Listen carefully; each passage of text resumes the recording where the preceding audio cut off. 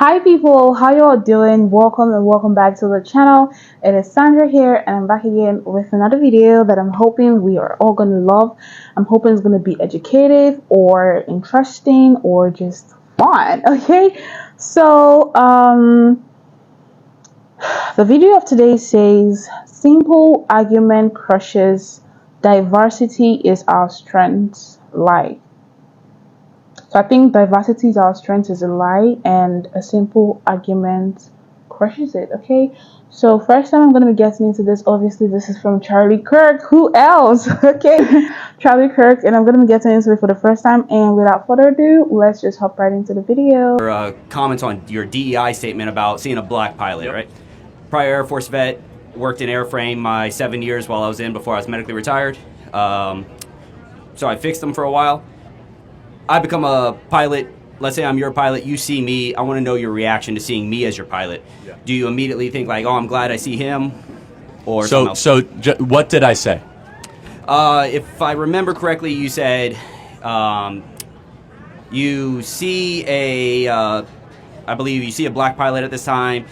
You're wondering, hey, is this the right guy? This, that, the other. My question is, you're close. All right, yeah. Let me tell you exactly what I said. Sure, okay, thank you. So this was in response, first and foremost, to United Airlines, saying that half of all their new pilots that they're going to hire are going to be women or people of color. Currently, they're 15%. Okay. So they want to go from 15% to 50%. Mm-hmm. A conversation then ensued about how every time affirmative action is employed, standards have to be lowered. There's not a single instance where that does not occur. So then I said, boy, if I see a black pilot, I'm now going to wonder, is that individual qualified, or were they selected because of their race? Comma, but that's not who I am, but this makes me think this way. And I stand completely by that statement. Okay. Secondly, let me just finish. Sure thing. Yeah, sorry. DEI and affirmative action, what it does is it lowers the merit, it lowers the threshold of standards, and increases things that do not matter, such as skin color and ethnic background. So that is what I said. Okay. So I just want, like, you see me, and so if I see you as a white individual, I think that you were selected because of your competency, not because of an affirmative action program. All right, so let's say I apply as an African American because I am African American. I just look very white, which is legit. Are you South African or? No. My father's black. My mother's white. Okay. My father raised me, so I identify with how I was raised, who I grew up with, stuff like that. So my point is, I can identify as black and get hired under a DEI, let's so to speak, saying that I don't get all the proper flight hours, I'm a bomb-ass fucking pilot, all that shit. But you see me, you immediately see that I'm white. That's not cause for you to concern and be like, I wonder if this guy's got it. You see me, right? Well, again, just going back to what I said. Yeah. A white individual does not have special hiring quotas or practices that are giving them an extra leg up. In fact, it's the opposite. So let me use a similar analogy. At Harvard, white and Asian students had to get 200 or 300 points better score on the SAT than comparable Pacific Islander, Native American, or black students.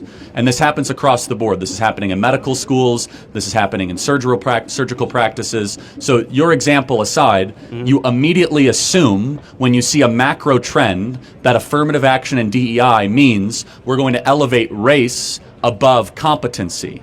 And I think every single person in this audience, if you go into a surgery and all of a sudden your doctor comes and he says, hey, I was hired because of DEI. I really don't know what I'm doing. You're about to go under. We're about to operate on your kidney. It's like, whoa. You're not going to say diversity is our strength. You want the best surgeon. Now, a more important question to ask me is, Charlie, do you believe that black pilots can be qualified? Of course, any individual can be qualified. I want a hiring quota and program that only cares about qualification, not skin color. And thirdly, I would say, why does United Airlines care so much about the color of the pilots that are flying them? Shouldn't they just want the best pilots? When you guys are flying from Vegas to Dallas or Vegas to Chicago, are you going to feel safer or more comfortable when you hit turbulence if you have a diverse pilot? Or if you have a cockpit of the most qualified people that are there that have proven that they know how to land and fly planes. Yeah. Thank you. Just want to ask one more thing for that. How do you, because I saw the video, you used the Harvard perspective as well there.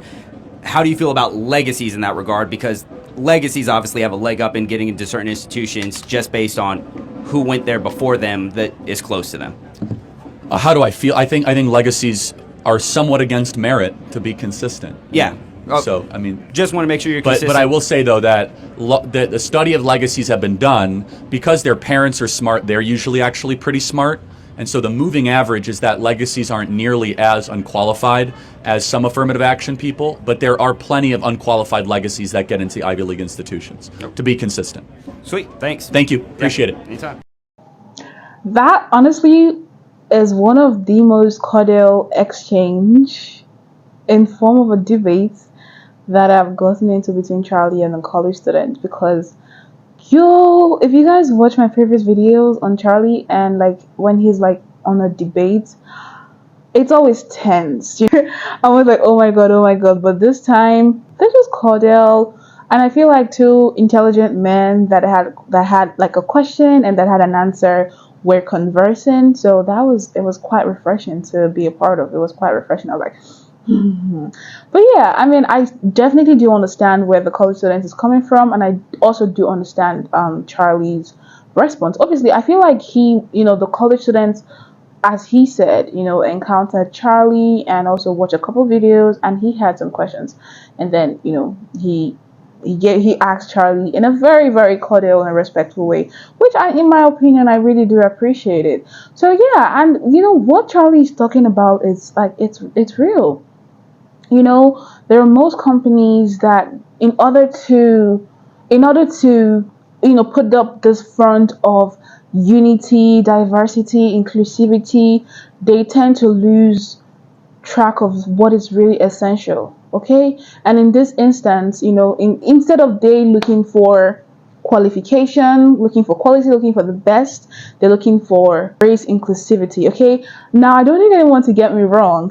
As Charlie is saying, even if they decide to employ 100 pilots or workers that are people of color, understandable, but it should be because of their qualification, not because of the color of the skin. If they decide to employ all Irish people as the pilots or people who are working there, it should be because of their qualification, not because of the color of the skin. Okay, so I definitely understand where Charlie's going, and I really like it. It's actually very wild to me that some companies that really put this in front of like competency, put like race inclusivity, put diversity. They try to put diversity in front of competence.